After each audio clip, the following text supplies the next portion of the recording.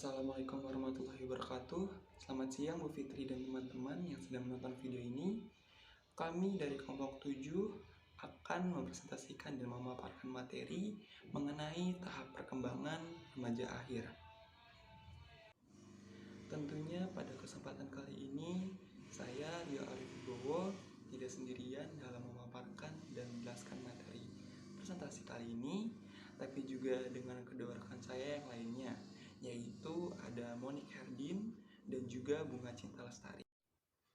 Seperti yang sempat disinggung sebelumnya di awal, materi yang akan kami paparkan atau presentasikan mengangkat tema besar tahap perkembangan remaja akhir. Secara umum sebenarnya remaja terbagi sebagai 3 tahap, yaitu remaja awal, remaja tengah, dan remaja akhir.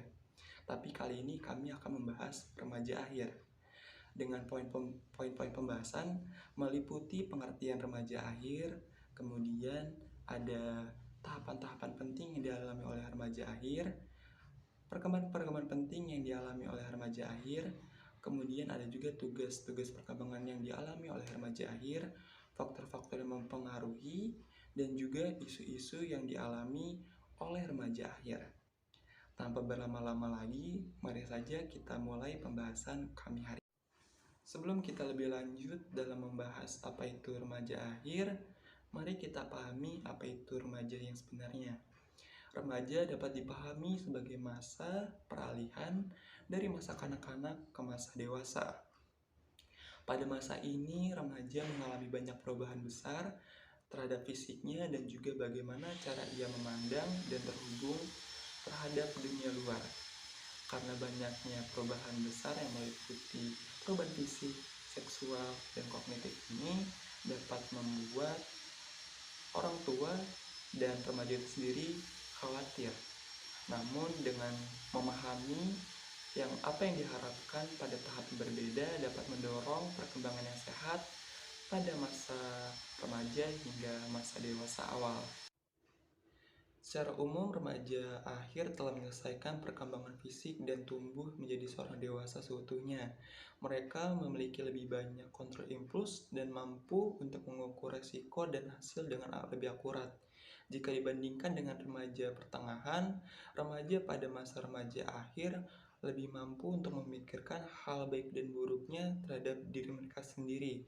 Contohnya seorang remaja yang berada di usia untuk legal merokok, tapi ia memilih untuk tidak merokok karena ia tahu bahwa merokok itu tidak baik untuk kesehatan tubuhnya. Pada masa ini juga remaja mulai memiliki rasa individualitas yang tinggi dan mulai menentukan nilai-nilai mereka sendiri. Para remaja ini mulai berfokus terhadap masa depan dan menentukan keputusan berdasarkan harapan dan cita-cita. Pada umumnya, mereka yang berada pada fase remaja akhir memiliki hubungan pertemanan yang erat, tapi memiliki hubungan dengan orang tua yang renggang.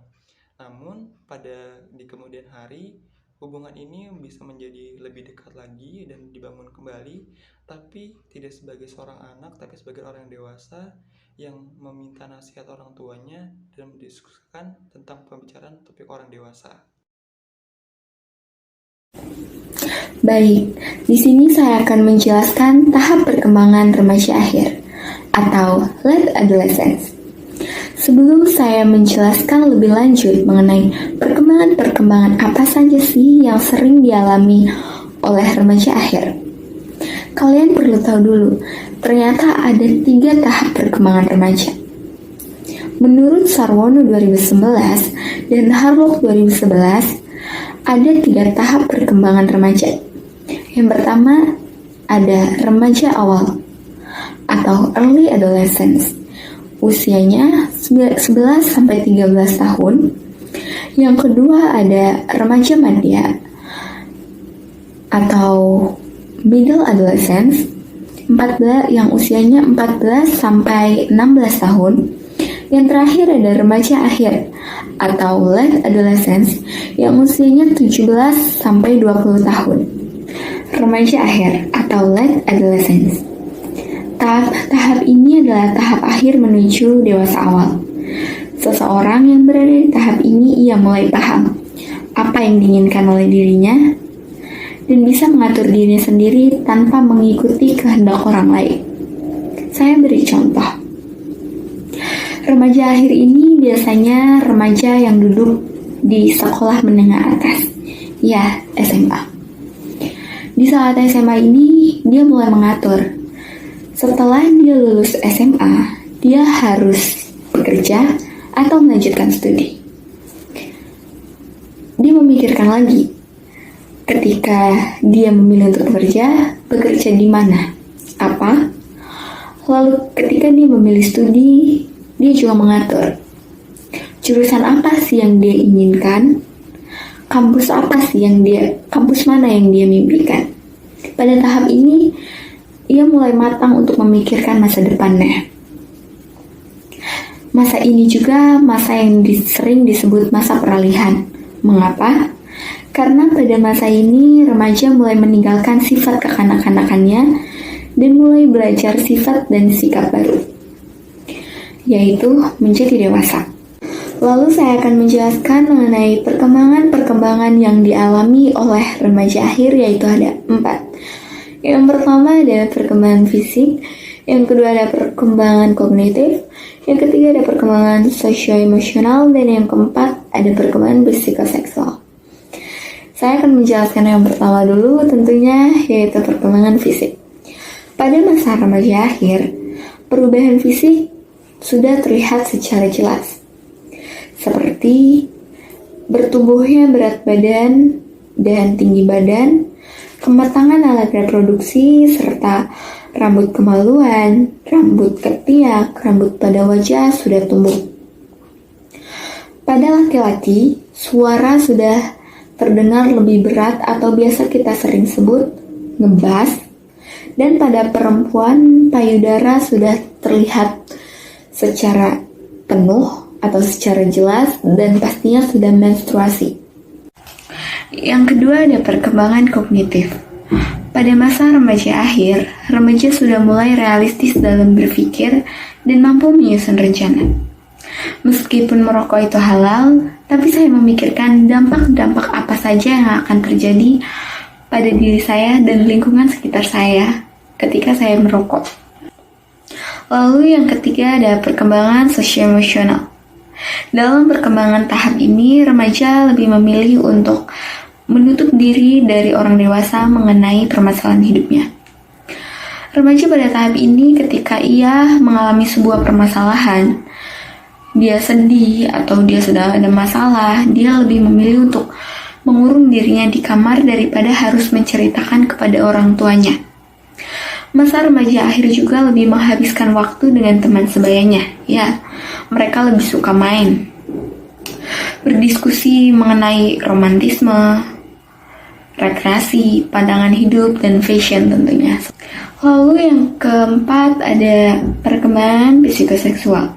Tahap perkembangan psikoseksual biasanya bisa dilihat dari ketertarikan remaja tersebut untuk bersosialisasi pada lingkungan sekitarnya. Dan remaja sudah muncul rasa solidaritas yang sangat amat tinggi. Baik, di sini saya sudah menjelaskan apa saja tahap perkembangan remaja menurut Sarwono dan Harlock. Saya juga sudah menjelaskan perkembangan apa saja yang dialami oleh remaja akhir. Lalu di sini saya akan menampilkan satu buah video, maka disimak baik-baik.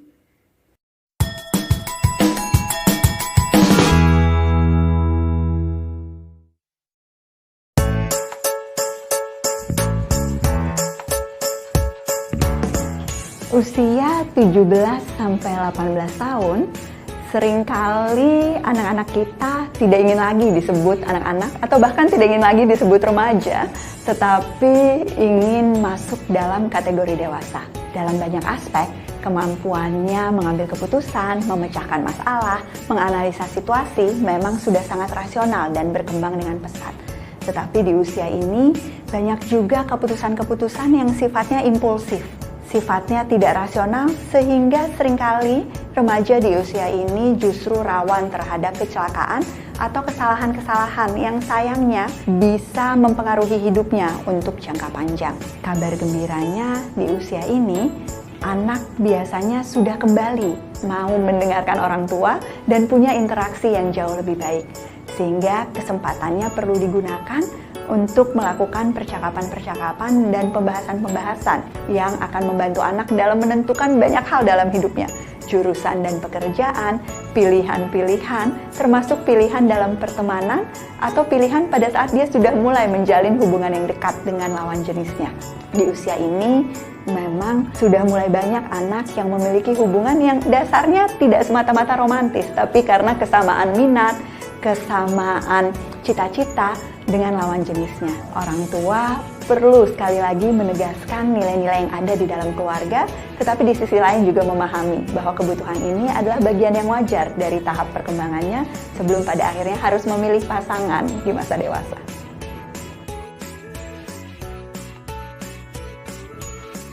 Orang tua seringkali punya harapan dan tuntutan yang sangat tinggi terhadap remaja di usia 17 dan 18 tahun ini yang sebagian dipengaruhi oleh kepanikannya bahwa ini adalah masa terakhir sebelum ia menuju dewasa. Tetapi harapan atau kepanikan ini jangan sampai membuat kita pada akhirnya jadi sering menyalahkan dan menghakimi keputusan-keputusan anak yang kita tahu memang seringkali masih impulsif.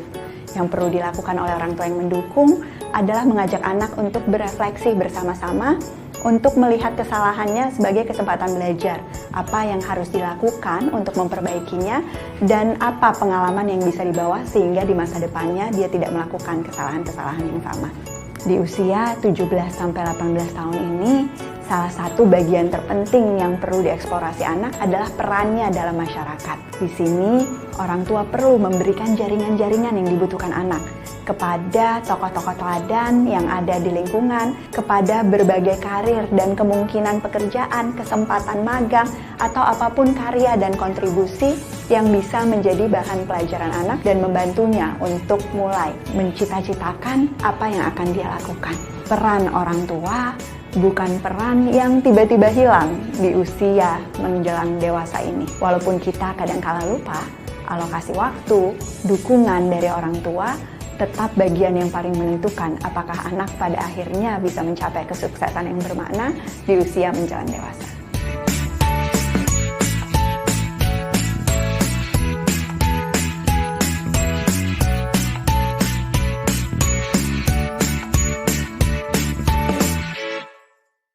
Selanjutnya, saya akan menjelaskan mengenai tugas perkembangan pada masa remaja.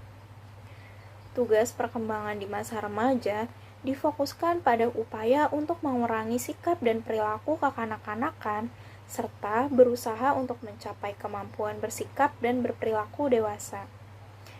Adapun tugas perkembangan remaja menurut Harlock adalah sebagai berikut. Pertama, mampu menerima keadaan fisiknya.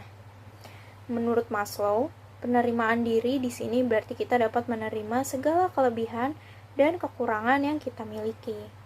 Bebas dari rasa bersalah, malu, dan rendah diri, serta kecemasan karena kritikan dari orang lain. Terlepas dari itu semua, kita tetap berusaha untuk mengembangkan diri supaya dapat menjadi pribadi yang lebih baik lagi ke depannya. Yang kedua, yaitu mampu menerima dan memahami peran manusia di usia dewasa. Seperti di sini contohnya yaitu mempersiapkan pernikahan dan keluarga.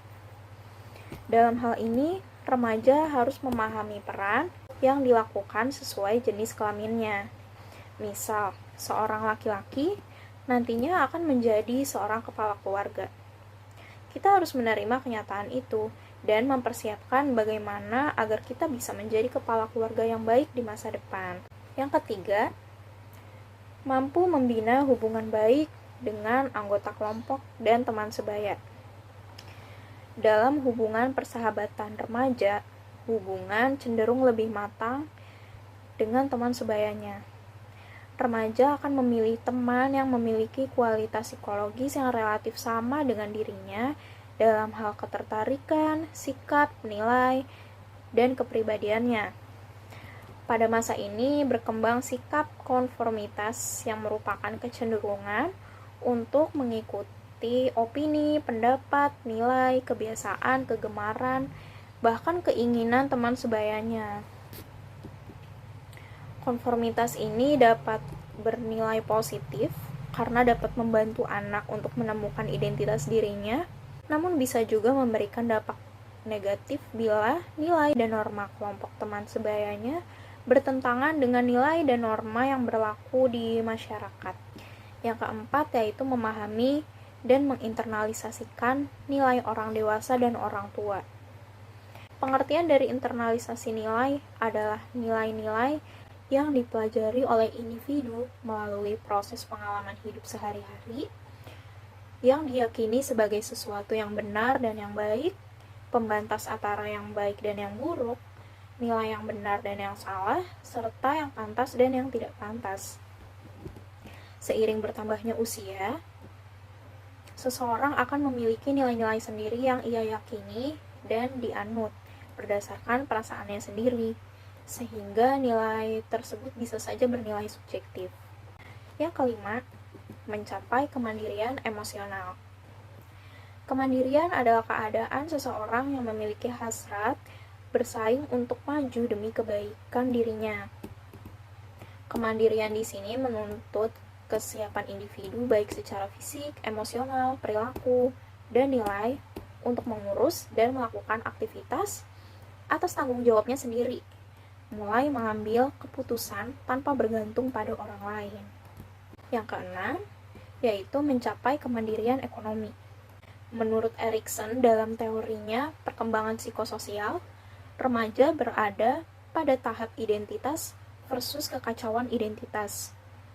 Tahap perkembangan ini, individu dihadapkan pada kemampuan mempersiapkan dirinya untuk masa depan, yaitu mampu menjawab pertanyaan siapa mereka dan apa tujuan hidupnya. Yang terakhir yaitu mengembangkan konsep dan keterampilan intelektual.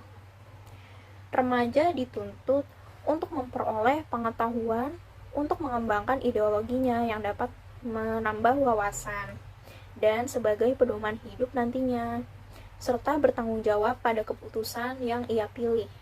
Ketika seorang remaja membuat sebuah keputusan, diharapkan ia sudah memahami apa yang nantinya akan terjadi apabila ia melakukan hal tersebut.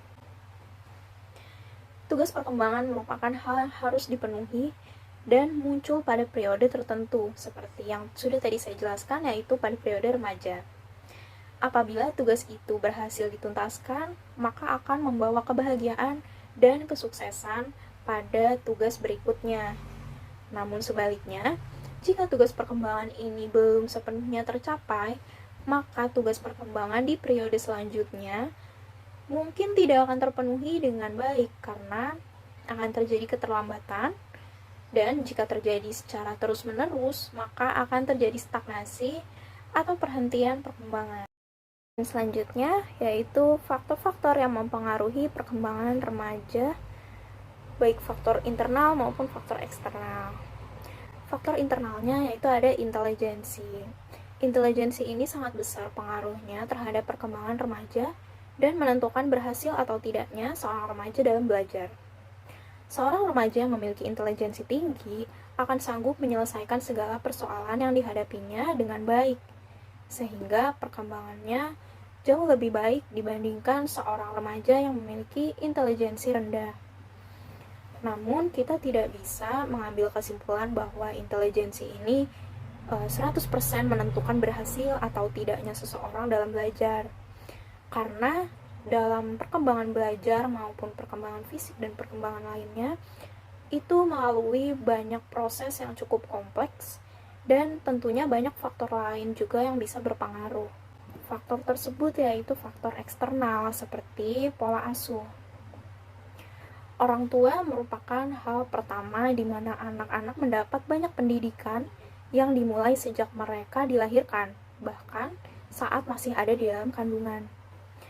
Cara orang tua dalam mendidik anak akan sangat besar pengaruhnya pada perkembangan anak remaja. Sehingga keluarga yang sehat juga akan menentukan kepribadian dan keberhasilan dari perkembangan anak. Kemudian, lingkungan.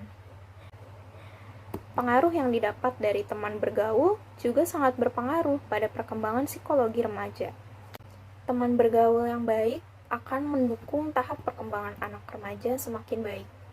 Sedangkan teman bergaul yang buruk juga akan memberikan hambatan dalam perkembangan anak remaja. Jika masyarakat yang ada di sekelilingnya adalah kumpulan orang yang tidak terpelajar, misalkan senang berjudi, mabuk-mabukan, mencuri, dan berbagai kebiasaan buruk lainnya, jiwa mereka yang labil ini akan mudah terpengaruh sehingga mengikuti perbuatan tidak baik yang terjadi di sekelilingnya. Oleh karena itu, kita sebagai remaja penting sekali untuk memilah mana lingkungan yang baik untuk kita dan mana yang buruk. Keempat, yaitu media massa. Remaja zaman sekarang seakan tidak bisa hidup tanpa gadget. Tentu media di sini sangat berperan terhadap pola pikir, sikap, hubungan sosial, dan perilaku masyarakat itu sendiri. Secara tidak sadar, dengan hadirnya media massa ini juga membawa berbagai perilaku dan perubahan yang terjadi khususnya pada kehidupan normal sosial di masyarakat. Untuk itu perlu sekali diperhatikan dan dilakukan berbagai pencegahan supaya remaja ini dapat memilih mana yang baik untuk dirinya dan mana yang memberikan pengaruh negatif gitu, dan yang tidak sesuai dengan norma sosial agar tidak dicontoh. Dan yang terakhir yaitu pengaruh ekonomi. Kebutuhan pokok seperti makanan, kesehatan, tempat berteduh yang memadai, dan berbagai kebutuhan mendasar lainnya hanya bisa terpenuhi jika berasal dari keluarga yang mampu. Kebutuhan tersebut bisa saja dipenuhi oleh keluarga yang ekonominya berkecukupan. Namun, untuk mengakses pendidikan yang berkualitas, itu cenderung mengalami hambatan.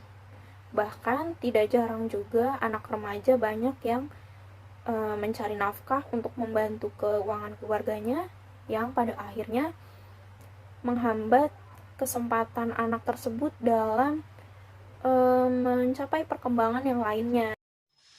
Seperti yang sempat dibahas sebelumnya, bahwa masa remaja adalah fase ketika anak-anak mengalami banyak perubahan dalam perjalanannya dari masa kanak-kanak menuju kedewasaan.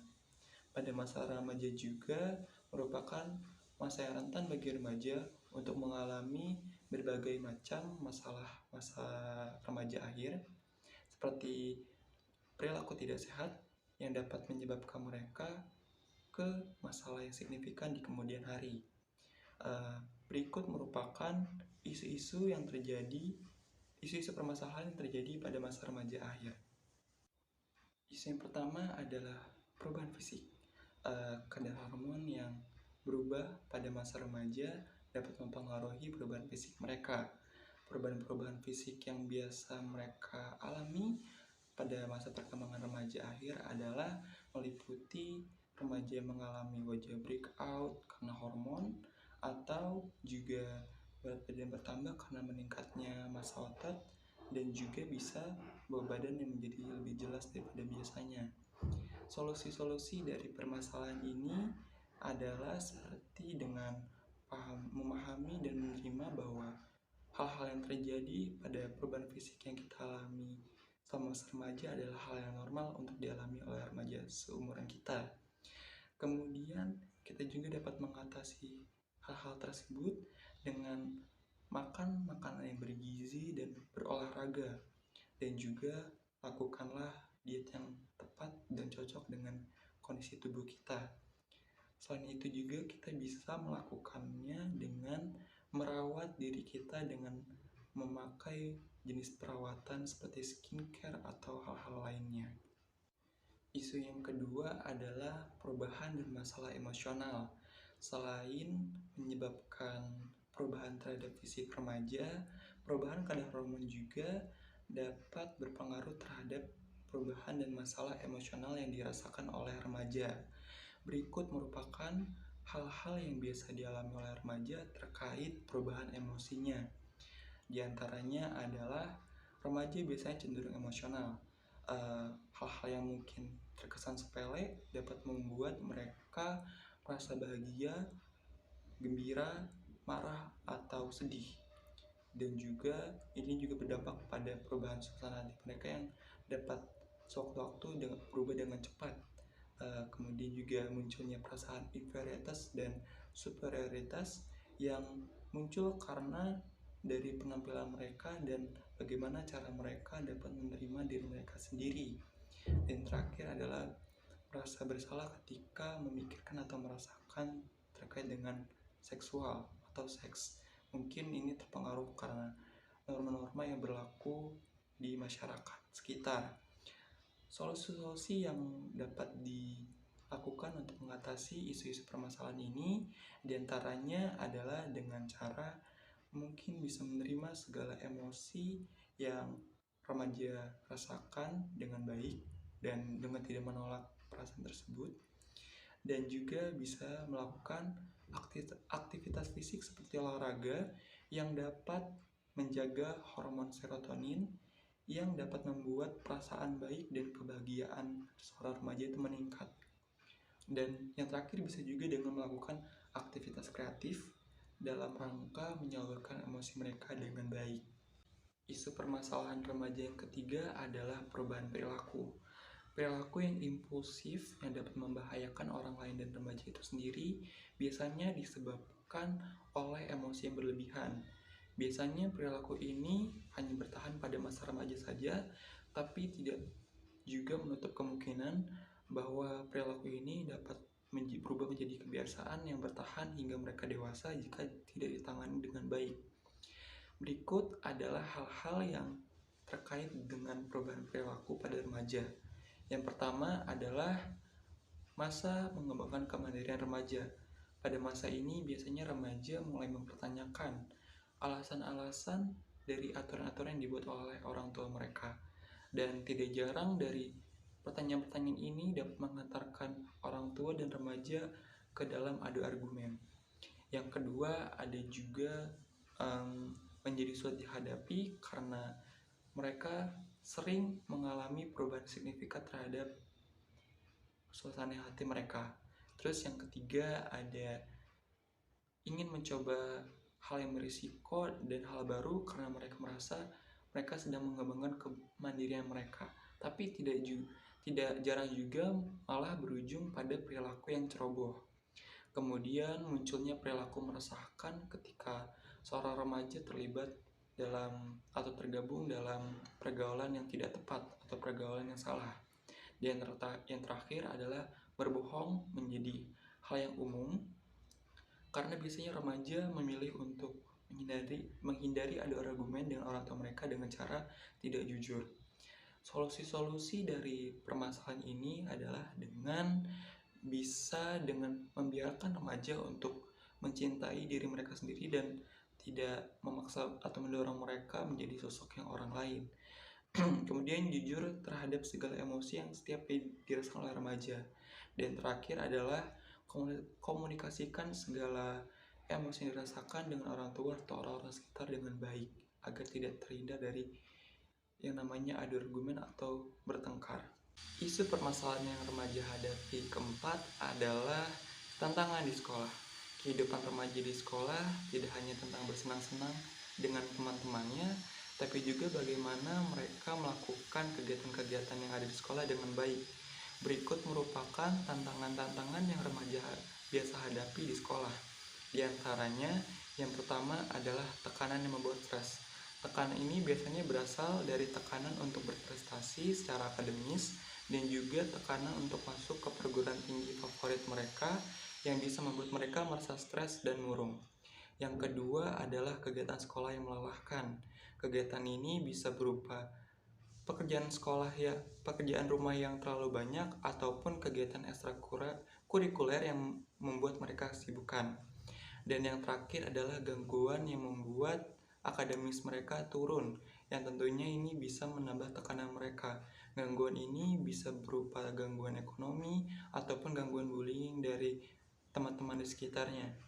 Solusinya dari permasalahan-permasalahan tersebut adalah yang pertama, para remaja bisa mengkomunikasikan kondisi mereka yang sedang dialami kepada orang di sekitarnya dan juga bisa beristirahat jika dibutuhkan.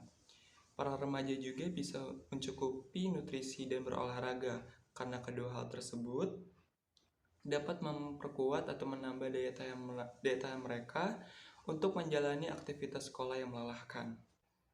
Isu permasalahan yang kelima adalah masalah kesehatan. Menurut laporan WHO pada tahun 2015, sekitar 1,3 juta remaja meninggal karena penyakit. Sebagian dari mereka mengidap penyakit yang sebenarnya bisa dicegah. Pada usia remaja memang rentan secara fisik dan emosional, sehingga tanpa nutrisi dan perawatan kesehatan yang tepat, remaja sangat rentan untuk terkena penyakit. Berikut merupakan masalah-masalah kesehatan yang biasa dihadapi oleh para remaja. Yang pertama adalah kekurangan waktu istirahat. Tidak dapat ditampik lagi bahwa remaja memang memiliki jadwal yang padat, sehingga tidak jarang juga mereka kekurangan untuk beristirahat. Yang kedua adalah kebiasaan gaya makan yang tidak sehat. Para remaja cenderung memilih untuk memakan makanan cepat saja atau fast food yang sebenarnya kandungan nutrisinya tidak terlalu baik untuk tubuh. Yang ketiga adalah gangguan makan akibat diet berlebihan. Para remaja memang biasanya memiliki badan impian yang ingin dicapai. Tidak jarang mereka juga untuk mencapai badan impian tersebut melakukan diet ketat yang berbahaya. Dan keempat adalah kehilangan nafsu makan. Biasanya para remaja stres karena tekanan-tekanan yang ada, sehingga itu juga mempengaruhi nafsu makan mereka. Dan yang terakhir adalah jarang melakukan aktivitas fisik. Banyak juga remaja yang tidak suka untuk berolahraga. Untuk solusi-solusi dari permasalahan tersebut dapat dilakukan dengan cukupi nutrisi melalui makanan yang sehat dan bergizi, lalu juga lakukan diet yang tepat, dan juga jangan lupa untuk lakukan aktivitas fisik dan berolahraga. Isu permasalahan yang keenam adalah masalah psikologis. Penelitian mengatakan bahwa sekitar 50% gangguan kesehatan mental yang dialami oleh orang dewasa bermula pada usia 14 tahun. Fakta lainnya adalah sekitar sepertiga kematian remaja adalah bunuh diri yang disebabkan oleh depresi. Pada masa ini, gangguan kesehatan mental yang umum terjadi adalah seperti kecemasan dan gangguan suasana hati. Fobia sosial dan gangguan panik umum terjadi pada masa ini. Berikut merupakan masalah-masalah psikologis yang biasa dialami oleh para remaja. Yang pertama adalah masalah kepercayaan diri yang muncul akibat dari perasaan inferioritas dan superioritas. Yang kedua adalah penurunan motivasi karena merasa kinerjanya tidak berjalan dengan baik. Tidak jarang juga para remaja ini menunjukkan sikap insecure terhadap kehidupannya. Yang ketiga ada depresi. Depresi adalah salah satu masalah psikologis umum yang diidap oleh para remaja. Yang keempat adalah kecemasan yang timbul karena stres dan tekanan.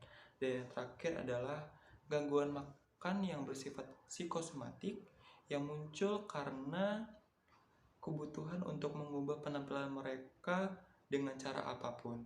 Dari semua masalah di atas dapat diatasi dengan cara-cara berikut. Di antaranya adalah jalani gaya hidup sehat dan hindari self-diagnose karena itu dapat memperparah kondisi remaja, dan juga mencari bantuan profesional jika dibutuhkan.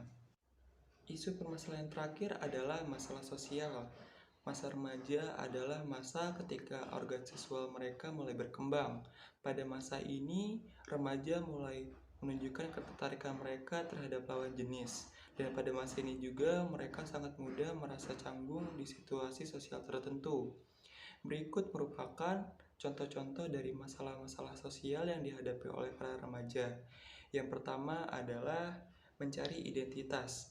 Mereka biasanya menjadikan orang-orang tertentu sebagai role model mereka. Yang kedua adalah seringnya berpikir kritis. Mereka mulai menanyakan benar atau tidaknya suatu hal. Dan yang ketiga ada membutuhkan waktu mengenai seksualitas mereka. Mereka mulai mengalami perasaan aneh terhadap lawan jenis mereka dan mungkin mereka tidak tahu harus berbuat apa. Yang keempat ada waktunya berkencan. Remaja biasanya mulai berkencan pada usia remaja.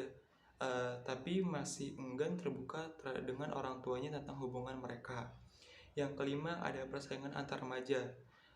Dalam aspek kehidupan sosial, remaja bersaing dengan teman-temannya dalam segala hal. Yang ketujuh, ada merasa bersalah ketika memikirkan seks karena mereka menganggap itu masih terlalu tabu. Lalu yang kedelapan adalah, atau yang terakhir adalah lingkungan sosial berkembang. Padatnya jadwal mereka membuat mereka semakin banyak bertemu dengan orang-orang baru, sehingga lingkungan sosial mereka pun berkembang. Dari masalah-masalah tersebut dapat diatasi dengan berbagai cara. Salah satunya adalah dengan cara meminta nasihat atau bimbingan atau masukan dari orang-orang dewasa di sekitar yang dapat dipercaya. Orang-orang dewasa ini bisa meliputi orang tua, kakak, ataupun guru. Dan yang kedua, cari pengetahuan mengenai edukasi seksual agar terhindar dari pergaulan bebas. Dan yang terakhir adalah cari lingkungan yang tepat. Baik teman-teman, setelah penyampaian materi barusan, berarti selesai sudah presentasi kami hari ini. Terima kasih atas perhatiannya, kurang dan lebihnya mohon maaf. Wassalamualaikum warahmatullahi wabarakatuh.